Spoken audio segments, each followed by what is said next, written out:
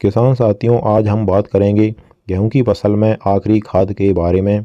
गेहूं की फसल में आपको आखिरी खाद कब देना चाहिए और आखिरी खाद में आपको क्या क्या गेहूं की फसल को देना चाहिए, जिससे आपकी गेहूं की फसल में अगर कल्लों के फुटाव की अवस्था चल रही है तो उसमें जोर शोर से कल्लों का फुटाव हो, जिससे आपका पूरा खेत गेहूं की फसल से भर जाए।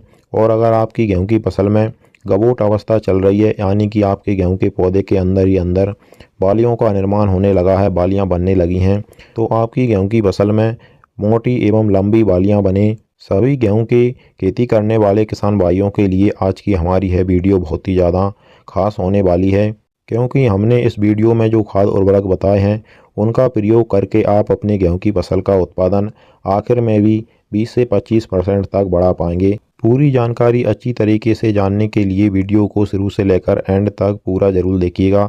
और अगर आपने अभी तक हमारे चैनल को सब्सक्राइब नहीं किया हुआ है तो इसी प्रकार से आपकी सही फसलों की सही और समय पर जानकारी सबसे पहले पाने के लिए चैनल को सब्सक्राइब कर लीजिए, वीडियो को लाइक कर दीजिए और ज़्यादा से ज़्यादा हमारे सभी किसान साथियों के साथ इस वीडियो को शेयर भी करिएगा। किसान साथियों, अभी तक चाहे आपने अपनी गेहूं की फसल में किसी भी खाद उर्वरक का प्रयोग कर लिया हो, फिर भी आपकी गेहूं की फसल में हल्का हल्का पीलापन है, आपकी गेहूं की फसल इतनी शानदार आपको नहीं दिखाई दे रही है जितनी शानदार होनी चाहिए, आपका पूरा खेत फसल से भरा भरा नहीं लगता है, आपकी गेहूं की फसल में कल्लों का फुटाव ज़्यादा नहीं हुआ है, तो आप इन खाद उर्वरकों का प्रयोग जल्दी ही कर लीजिए जो हम आपको इस वीडियो में बता रहे हैं। सबसे पहले हम जानते हैं किसान साथियों की गेहूं की फसल में हमें आखिरी खाद कब देना चाहिए। तो किसान साथियों, गेहूं की फसल में आखिरी खाद देने का सही समय होता है जब आप अपनी गेहूं की फसल में दूसरी सिंचाई करते हैं, दूसरा पानी लगाते हैं, तो उस समय पर आपको गेहूं की फसल में आखिरी खाद दे देना चाहिए।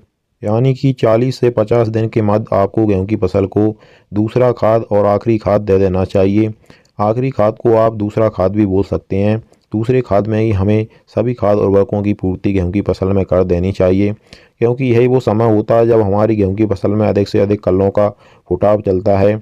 और जो कम फसल अवधि वाली वैरायटियां होती हैं, यानी कि जो जल्दी पकने वाली वैरायटियां होती हैं, उनमें 50 से 55 दिन में गबोट अवस्था आ जाती है, यानी कि बालियों का निर्माण पौधे के अंदर होने लगता है। तो इस समय पर हमें गेहूं की फसल में दूसरी सिंचाई भी कर देनी चाहिए और दूसरा खाद भी इस समय पर गेहूं की फसल को दे देना चाहिए।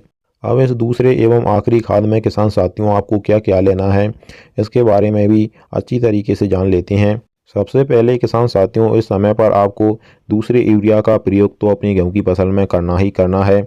हमारे कुछ किसान भाई गेहूं की फसल में एक ही बार यूरिया डाल देते हैं, दूसरे यूरिया का प्रयोग वह अपनी गेहूं की फसल में नहीं करते हैं। दूसरे यूरिया का प्रयोग करना आपको गेहूं की फसल में इसलिए ज़रूरी है क्योंकि यूरिया के मुख्य कार्य यह होते हैं किसान साथियों, यूरिया में मौजूद नाइट्रोजन से पौधे हरे भरे होते हैं और उनकी हाइट बढ़ती है।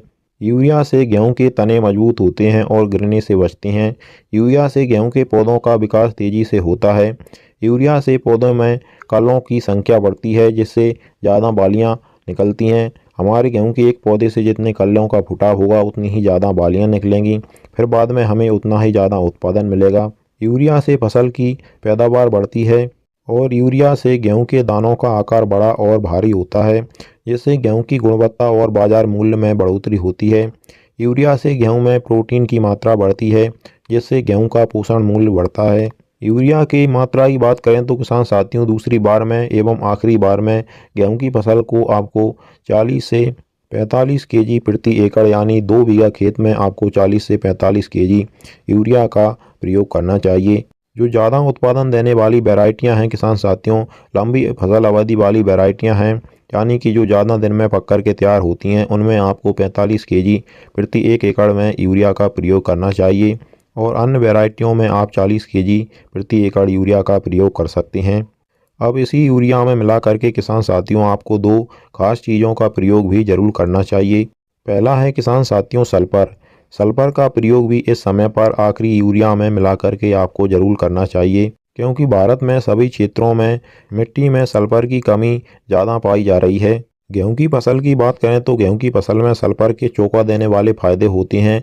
सबसे पहला फायदा तो यही होता है कि अगर यूरिया के साथ में मिला करके हम सल्फर का प्रयोग गेहूं की फसल में करते हैं तो इससे यूरिया की क्षमता 2 गुनी हो जाती है और पौधे को यूरिया धीरे धीरे सल्फर प्रोवाइड कराता है, जिससे लंबे समय तक पौधे को नाइट्रोजन की कमी नहीं होती है।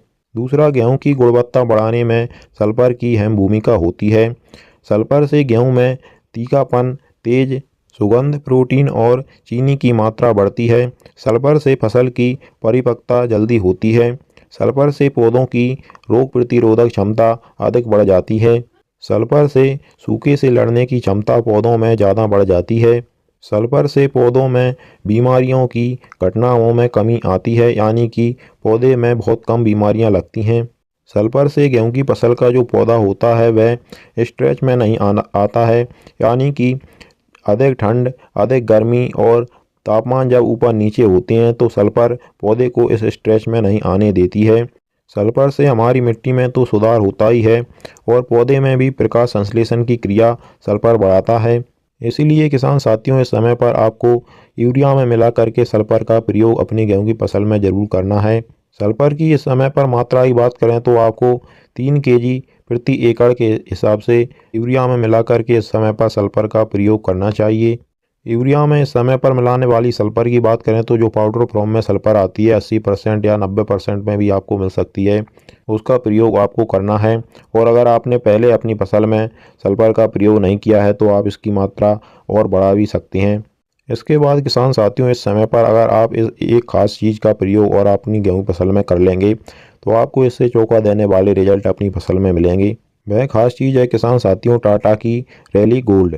टाटा की रैली गोल्ड में किसान साथियों माइक्रो राजा है, ह्यूमिक एसिड है, अमीनो एसिड है, सीवीड भी इसमें पाया जाता है और इसमें विटामिन, एंजाइम जैसे और भी खास पोषक तत्व पाए जाते हैं, जिससे यह गेहूं की फसल में बहुत ही शानदार वर्क करती है।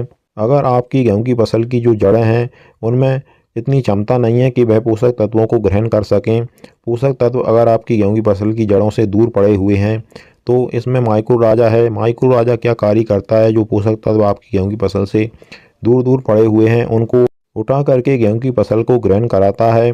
और इसमें किसान साथियों ह्यूमिक एसिड है, तो ह्यूमिक एसिड के मुख्य कार्य होते हैं गेहूं की फसल की जड़ों की वृद्धि करना।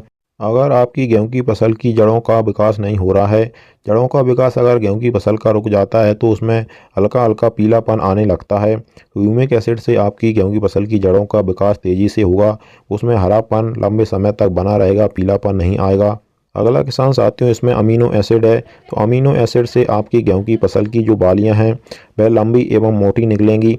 बालियों में ज़्यादा से ज़्यादा फल फूलों का विकास होगा, फल फूल ज़्यादा बनेंगे, बाली बिल्कुल भी खाली नहीं रहेगी।